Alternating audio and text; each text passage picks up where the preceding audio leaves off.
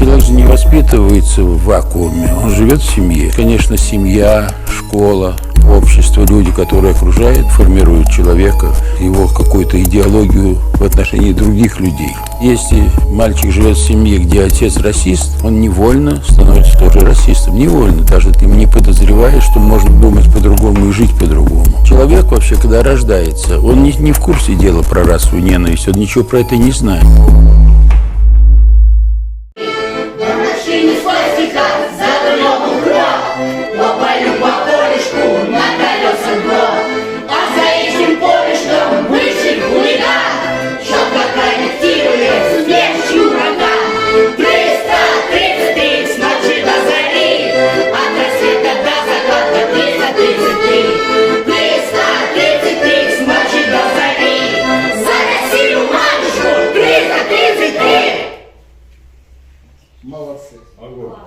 Вы понимаете, правительство и государство идет на все низости, которые только существуют в мире, и которые нам даже никогда не снились, для того, чтобы не выбрали прогрессивного человека, для того, чтобы вообще кто-то из чужих, для них из чужих, не прорвался к власти и так далее.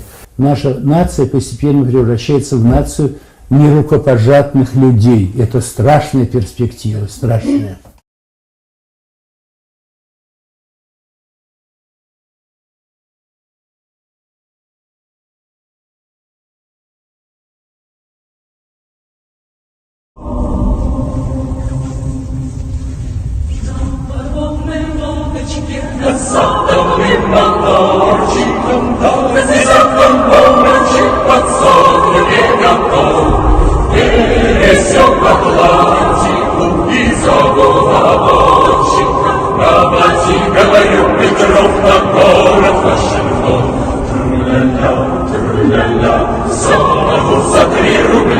Здравствуй, новая земля, неприятельна.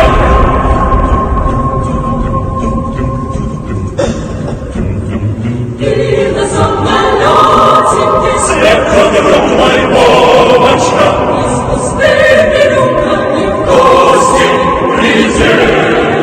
На подводной лодочке до садовым моторчиком экипаж веселую песенку запел.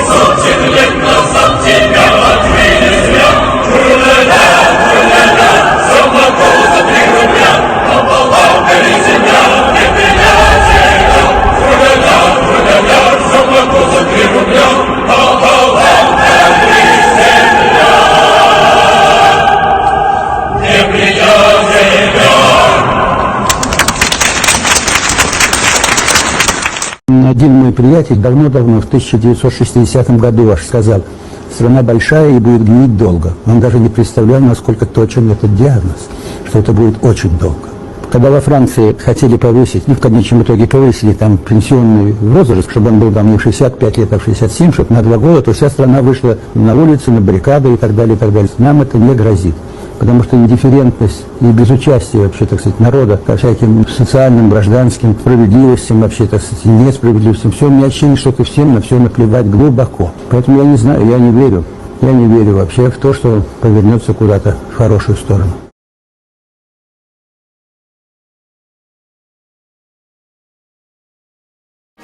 Армия наша защитит всегда, армия наша духом тверда.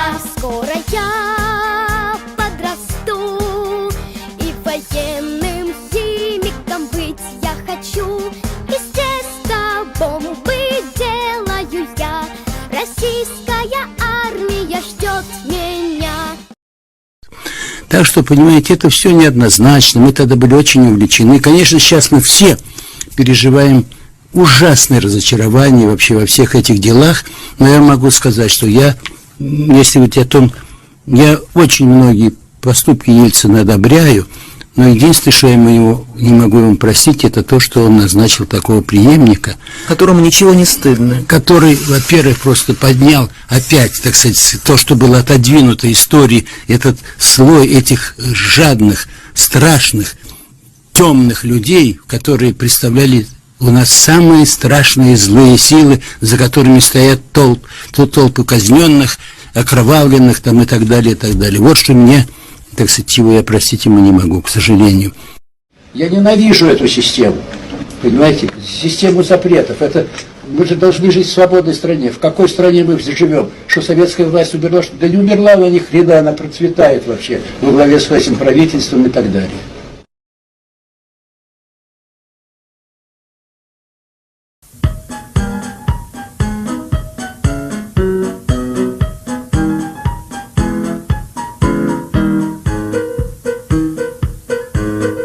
Винишко стало дорожать, зарплаты стало не хватать, не порезвиться и не опохмелиться.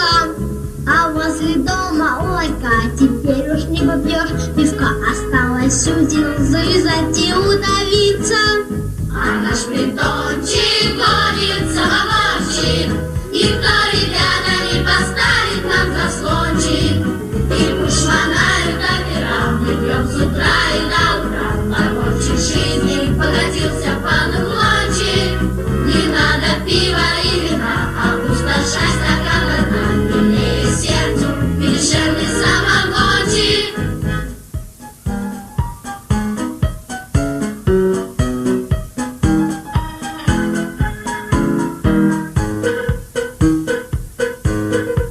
Я с детства был идеалист, с душою чисто белым, не знал, не ведал запаха спиртного. Но вот в компанию попал и опустился и пропал. Плывут два плота, без руля и рулевого.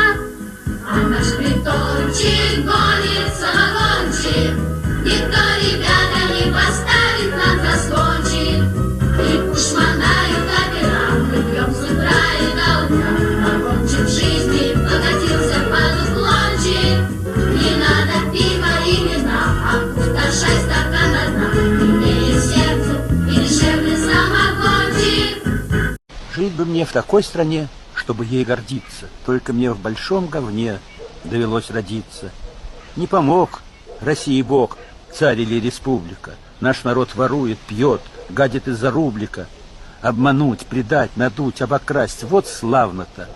Страшен путь, во мрак и жуть, родина державная. Сколько лет все нет и нет жизни человеческой, мчат года, всегда беда, над тобой Отечество.